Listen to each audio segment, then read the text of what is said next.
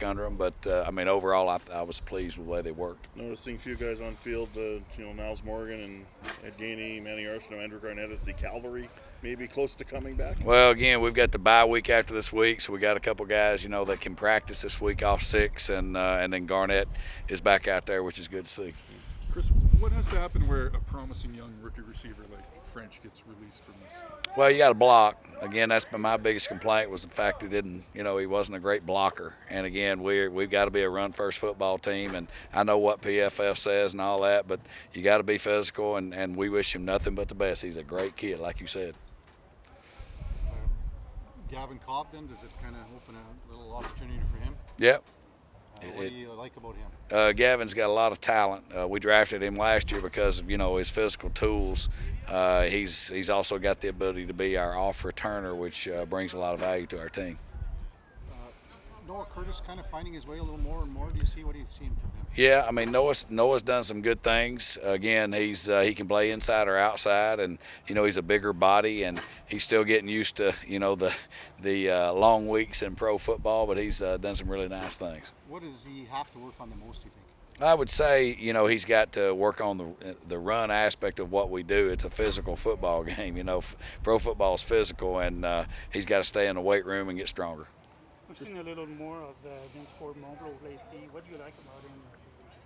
Yeah, I mean, he's very dependable. What you see day one of camp is exactly what you saw out there today. I mean, he's gonna be physical every day. He's gonna attempt to block. And he doesn't miss a lot of assignments. So I mean, that's he's a consistent character.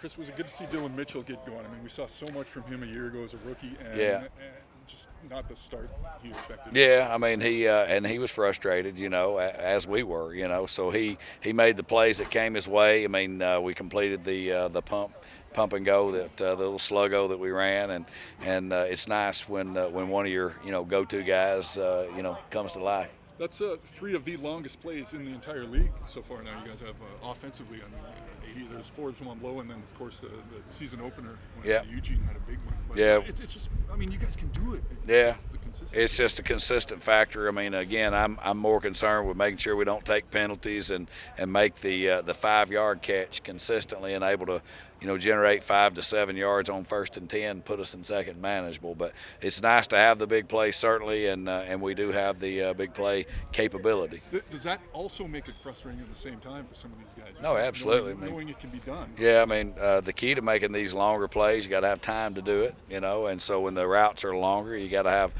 protection for the quarterback in order to step into his throw.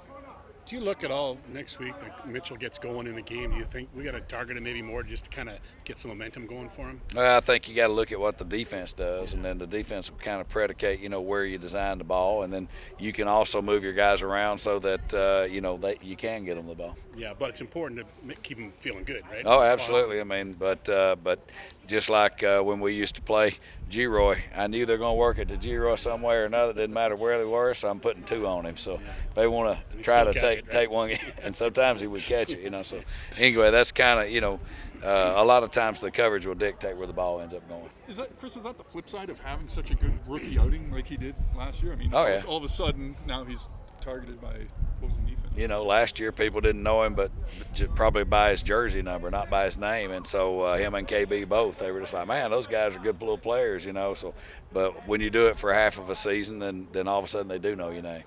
One thing we're seeing more of from special teams is the start position for the offense is improving.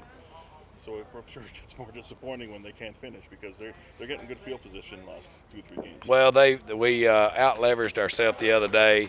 Menser, he played the wrong side of the guy, which gave him a vertical release. But we're number 1 in the league in the ability to cover on kickoff. We just got to kick the ball a little bit deeper. It was twofold. But on return game, I mean, nice to see CJ come back strong. I mean, you're getting good starting position. Yeah, no, there's no doubt about that. I mean, we just got to do something with it once we get it. Offensively, we need to score a few touchdowns, and quite honestly, just don't turn it over down there. Kick field goals. The numbers say BC's defense is like first, second, or third. It seems in almost every category. Second A or real third, they're challenge probably for you? first. That's a good defense. It's fun to watch them play. I mean, Ryan's done a real nice job with them. They're buying into the system. John Bowman's got the front playing just about as good as anybody that I remember. They're very active. They do a nice job of, keying the football, and they're very disruptive, And the thing I'm probably most impressed with is the way they pursue the football. How about the other side of the ball for them? I mean, Maximic is an offensive coordinator. No doubt. We remember him as the video guy. Yeah, he's done a really nice job of growing into his role, and he's a very smart guy. You're not as productive as what they've been with not just 2 but 3 quarterbacks now, unless you've got the mind behind it. Thanks, Chris. All right, thank you.